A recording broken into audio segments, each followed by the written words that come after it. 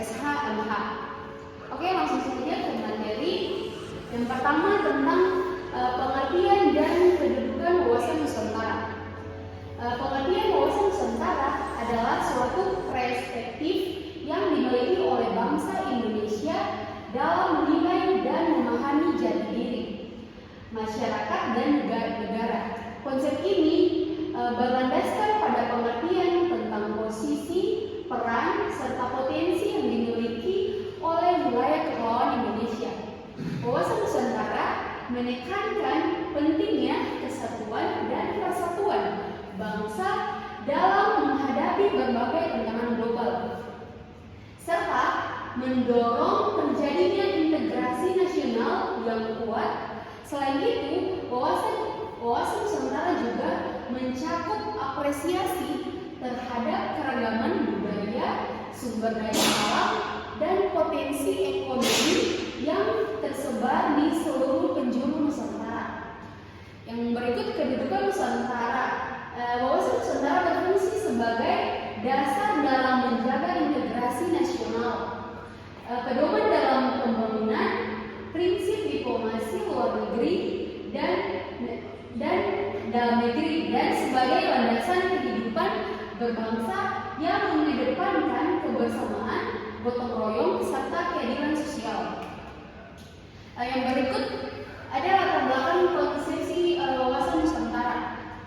Wawasan Nusantara lahir dari keinginan mendalam bangsa Indonesia untuk melestarikan kesatuan dan integrasi wilayah Nusantara yang terdiri dari ribuan pulau serta beragam suku dan budaya. Konsep ini berakar pada dua faktor histori utama. Yang pertama, satu, keinginan untuk bersatu sebagai bangsa. Nah, meskipun Indonesia kaya akan beragam suku, budaya, dan agama yang tersebar di berbagai pulau, semangat persatuan telah dipelihara sejak masa penjajahan. Perjuangan untuk meraih kemerdekaan semakin memperkuat tekad bangsa Indonesia untuk bersatu sebagai satu negara yang utuh. Keberagaman yang ada dianggap sebagai sumber kekuatan bukan sebagai pemecah belah. Terus yang kedua, ada keinginan untuk mempertahankan wilayah yang utuh. Nah, Indonesia menghadapi berbagai tantangan yang mengancam keutuhan wilayahnya, baik dari dalam negeri maupun dari luar negeri. Dalam konteks ini, wawasan Nusantara muncul sebagai upaya untuk mempertahankan kedaulatan dan menjaga integrasi wilayah negara.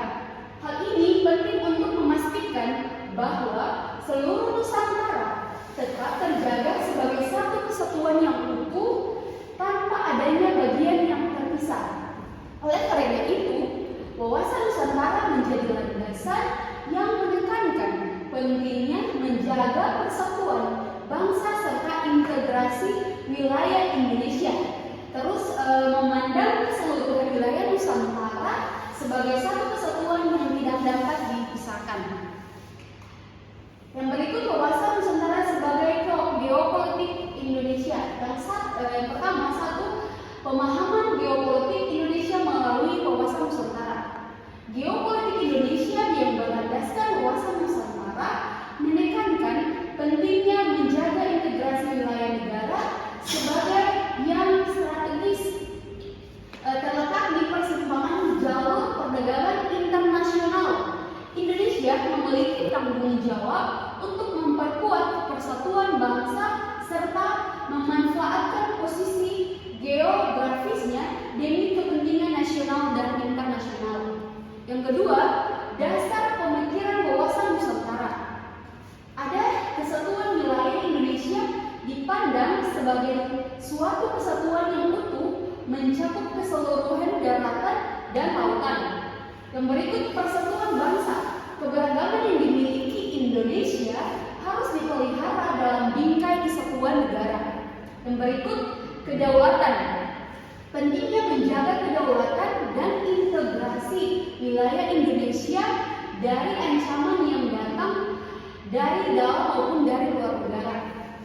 Terus yang ketiga, tujuan wawasan Nusantara dalam geopolitik Indonesia. Ada menjaga keutuhan wilayah, mengedepankan pentingnya menjaga keutuhan seluruh wilayah Indonesia. Yang berikut, memperkuat posisi internasional, yaitu memanfaatkan kekayaan geografis Indonesia untuk berperan aktif di penggunaan global. Terus yang berikut ada untuk mewujudkan kesejahteraan nasional dalam arti mengupayakan stabilitas dalam negeri sebagai Indonesia untuk membangun sosial dan ekonomi yang berkelanjutan. Terus yang keempat, manfaat wawasan Nusantara dalam geopolitik Indonesia. Yang pertama ada penggunaan identitas nasional, yaitu meningkatkan rasa bangga dan persatuan di kalangan masyarakat. Yang berikut, stabilitas keamanan, melindungi keutuhan wilayah dan menurunkan potensi ancaman terhadap keamanan nasional. Yang berikut, peningkatan diplomasi internasional dengan memanfaatkan posisi geografis Indonesia untuk memperkuat hubungan global.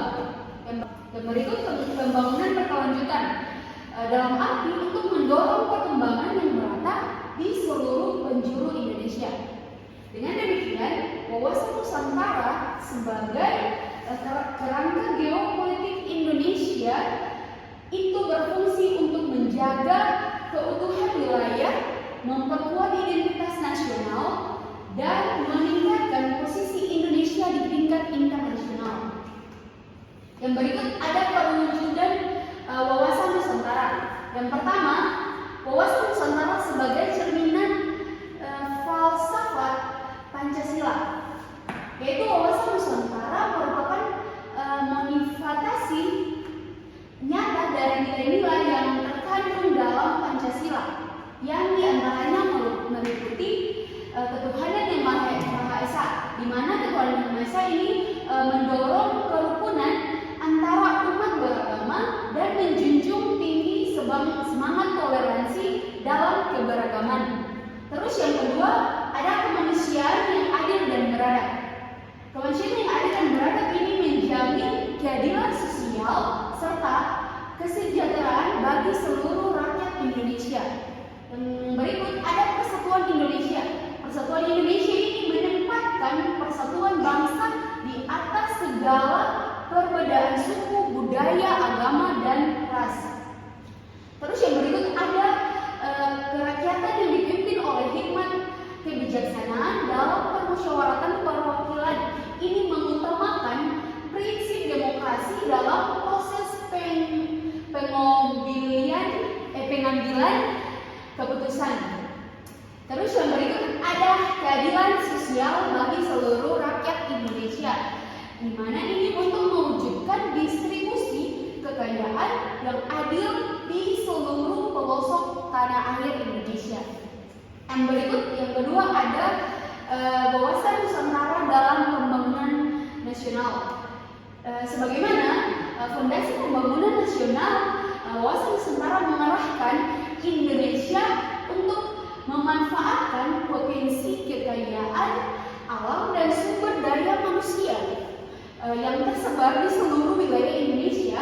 Tujuannya adalah untuk mencapai kesatuan dan pembangunan atau kesetaraan, untuk memastikan keberlanjutan serta mempercepat kemajuan di daerah-daerah yang masih tertinggal. Yang berikut masih juga di perwujudan wawasan Nusantara.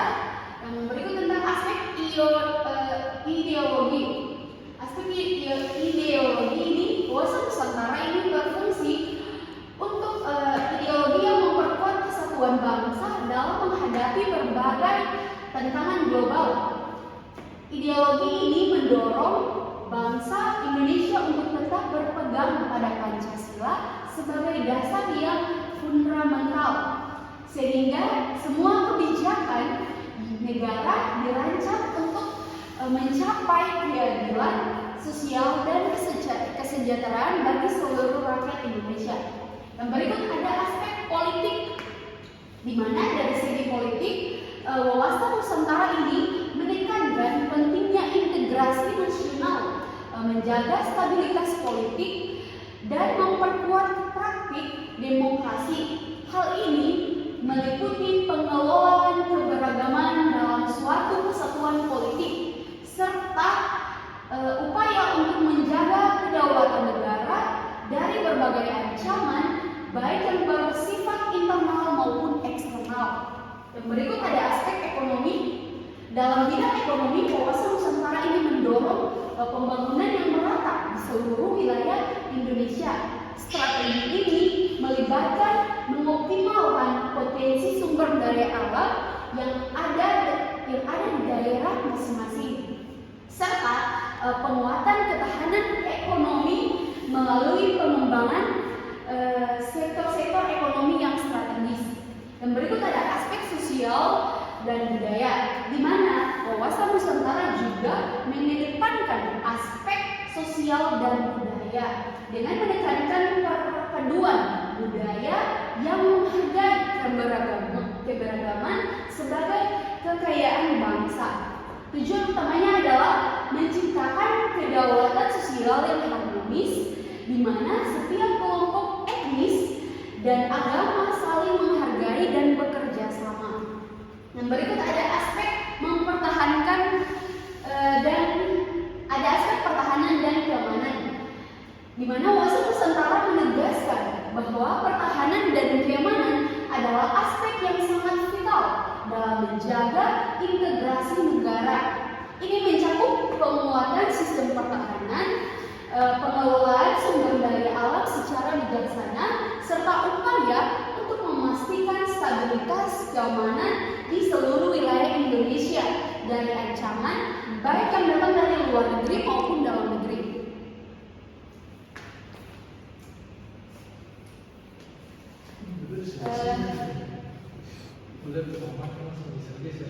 Yang berikut, otonomi daerah Indonesia. Nah, otonomi daerah Indonesia adalah suatu sistem pemerintahan yang memberikan wewenang kepada pemerintah daerah untuk mengelola urusan rumah tangganya sendiri sesuai dengan kebutuhan dan potensi yang ada di masing-masing daerah. Dalam konteks Indonesia, tujuan dari otonomi daerah adalah untuk mempercepat pembangunan dan menciptakan pemerataan dengan memberikan ruang bagi daerah untuk mengelola sumber daya dan kebijakan lokal serta mandiri. Terdapat dua nilai yang menjadi dasar otonomi daerah. Yang pertama yaitu nilai kesatuan, di mana nilai kesatuan itu merupakan negara kesatuan yang berarti meskipun memberikan hak otonomi kepada daerah, tetap menjaga kesatuan dan kedaulatan negara yang tidak terpisahkan. Yang kedua ada nilai desentralisasi teritorial, di mana pemberian kewenangan kepada daerah untuk mengatur dan mengelola sumber daya sehingga keputusan yang diambil lebih sesuai dengan kondisi dan kebutuhan lokal. Yang berikut ada beberapa pertimbangan dasar dalam pelaksanaan otonomi daerah.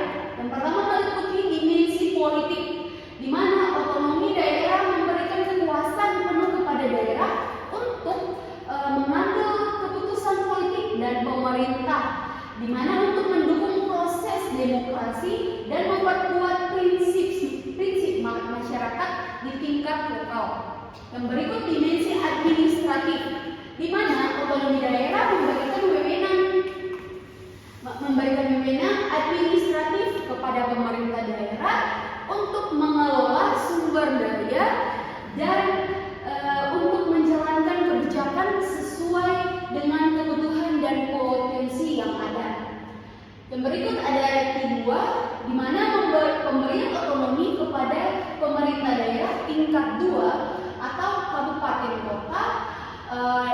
Dalam hal ini bertujuan untuk mempercepat pelayanan publik dan pengelolaan sumber daya potensi di daerah masing-masing. Terus yang berikut ada prinsip-prinsip otonomi yang diterapkan dalam sistem otonomi daerah di seluruh wilayah.